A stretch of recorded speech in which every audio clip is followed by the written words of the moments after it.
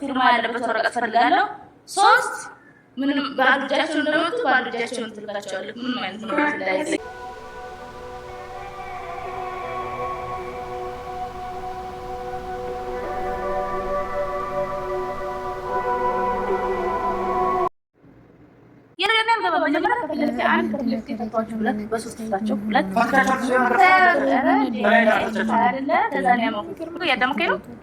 ሁለተኛ ነገር ደግሞ ሸሪዓ ፍርድ ቤትም ሆነ እንደተጋባችሁበት ፍርድ ቤት ይላችሁ የፊርማ ወረቀት ተፋተናል ምን ማለት ነው?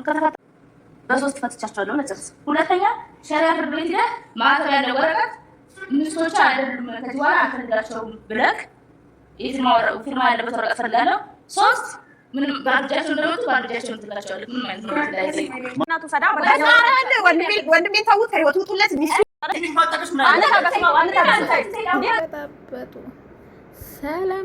ሰላም ውድና የተከበራችሁ የሱስ ሀበሻዊ ቤተሰቦች በያላችሁበት ሰላማችሁ ብዝት ይበልልኝ። በነገራችን ላይ ጠፍቼ ስመጣ ማለት ነው የሆነ በቃ በጣም በቃ ወሬው ራሱ ይጠፋብኛል። እናንተ እንግዲህ ዛሬ ተመልሻለሁ ማለት ነው። እንግዲህ ሱማያ እህቱ ሀቂቃ ማለት ነው እህቱን ሳላደንቃት አላልፍም። የምታደርገውን ድርጊት ወንድሟን ለማስታረቅ ከሱማያ ጋር ሆና የምታደርገውን ነገር ሳላደንቅ አላልፍም። እህቱ ጀግና ናት ማለት ነው። በጣም ጎበዝ ልጅ ናት። ሁለታቸውን ለማስታረቅ ከላይ ከታች እያለች ነው፣ ለሁለታቸውም እያለች ነው ማለት ነው። ሳይድ ደግሞ የሆነ ነገር እነሱ ጋር ተመካክሮ እሺ ብሎ መጥቶ ደግሞ እነኞቹ ጋር ሲደርስ ለምን እንደሆነ አላውቅም። የሆነ ነገርም አለ ሳይድ ማለት ነው። ምክንያቱም እሺ ችግር የለውም እፈታችኋለሁ ብሎ እንደገና ልጆቹን ገብቶ ምን አላቸው? ልጆቹን ገብቶ ምንድን ነው ያላቸው? እናንተ ውሸቴን እኔ እፈታችኋለሁ እላችኋለሁ፣ ግን እናንተ በቃ ችግር የለውም ተስማማ ምናምን። ልጆቹም እኮ ማየት ይፈልጋል፣ ሱማያንም ይፈልጋል። ግን እነኞቹ ደግሞ በቃ የሆነ የያዙት ነገር አለ፣ ይዘውታል። በቃ ታውቃላችሁ። እና የሱማያ ደግሞ ጀግንነቷን ሳላደንቃት አላልፍም። የምር ጀግና ናት ማለት ነው። ትችላለች። በቃ አንደኛ የምር ሱማያ ማለት ነው። በቃ አነጋገሯ፣ ሁሉ ነገሯ በቃ ምን ልበላችሁ አንደኛ ረገም ዋሂድ በቃ ናት ማለት ነው። የምር ጀግና ሴት ወዲህም አላለችም። እውነቷን ነው። ምንም የያዙት ሲመጡ የያዙት ነገር የለም፣ ሲሄዱ ማሰላማ ነው ያለችው ማለት ነው። ሁለተኛ ደግሞ ፈታለሁ ብሎ ካለ ደግሞ በፍርድ ቤት በምናምን ደስ በሚል ነገር ማለት ነው። ግን እሱ ያሰበው ምንድን ነው? ይሄንን አታስብም ብሎ ነበር ታውቃላችሁ። ይሄንን አታስብም ብሎ እሱ አውቆ ፈትቻችኋለሁ ምናምን ብሎ በሆነ ነገር አድርጎ እነሱን የሆነ ቦታ አድርጎ ሱማያን ሊይዝ፣ ከዛ ሱማያን ካስረገዘ በኋላ ሱማያ ካረገዘችለት የትም እንትን ስለማትለው ገባችኋ? ይሄዳለው ምናምን ስለማትል እንትን ሊል እኮ ነው በሱ ቤት ማለት ነው። ካረገዘ ምንም ስለማታመጣ በሱ ቤት ይሄን ሊያረግ አስቦ ነበረ፣ እነኞቹንም ሊይዝ።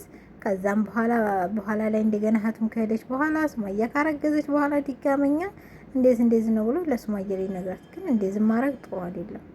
ለምን እንደዚህ እንደሚያረግ ሰይድ ያለግም በቃ መሀላቸው ላይ ፍቅር አለ፣ ይዋደዳሉ። እሷም ተወደዋለች፣ እሱም ይወዳታል። ግን መሀላቸው ላይ የሆነ የያዛቸው ነገር አለ ሀቂቃ ማለት ነው። በቃ ይሆን በቃ ከልብ እንደሚፈላለጉ ያስታውቅባቸዋል። ሰይድ እሷን ሲያያት የሆነ የሚሰማው ፊቱ ላይ የሚያደርገው ድርጊት ግን መሀላቸው ላይ እንዳይቀራረቡ በጣም እንትን ያለ ነገር አለ ማለት ነው። እና እንግዲህ እህቱም በጣም እየጣረች ነው።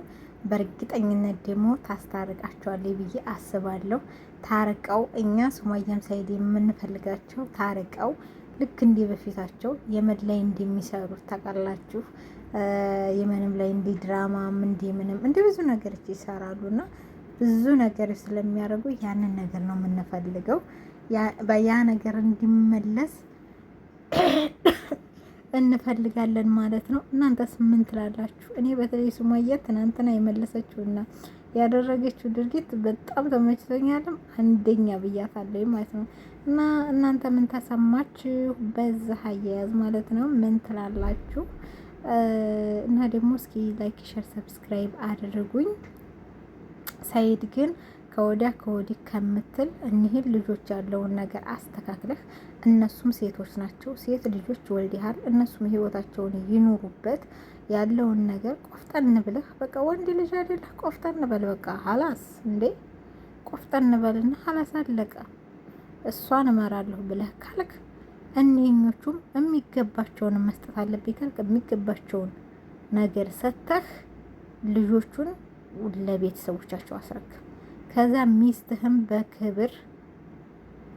በክብር እንዳገባሃት በክብር ከቤተሰቦቿ አሁንም ቢሆን በክብር ተቀብለህ መውሰድና ልጆችን ቢያንስ እነዚህ 2 ልጆች አሉ በመካከላችሁ በስደት ላይ ብዙ ነገሮች አሳልፋችኋል።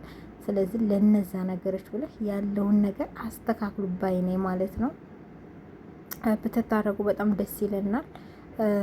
እኒህኞቹም ደግሞ አላቅም አንዳንድ ሰው ሴት ሆኖ በሴት ላይ ለምን እንደሚጨክን አይገባኝም። ለምንድን ነው ግን ሴት ተሆኖ በሴት ላይ ለምንድን ነው የሚጨከነው? ለምን እሷ 2 ልጆች ይዛ ለምን አዲ ደግሞ ልብ ያለች ምን ችግር አለው ያኖረናል ምናምን ትላለች እኮ በፈጣሪ ስም እንደሆነ። ለምንድን ነው ግን እንደዚህ የሚያደርጉ? ግን የምር በጣም ነው የሚያናዱኝ። 2ቱም ሴቶች በጣም ነው የሚያናዱት እንዴ። በቃ ቆፍጠን በላ አንተም በቃ አለቀ። ልጆቹም የራሳቸውን ህይወት ይኖሩበት፣ አንተም የራስህን ህይወት ይኖር። አለቀ። ሚስትን ትፈልጋታለህ? አዎ ትፈልጋታለህ። ድብና አድርገህ ትፈልጋታለህ። ስለዚህ እኒህኞቹን በቃ መልስ።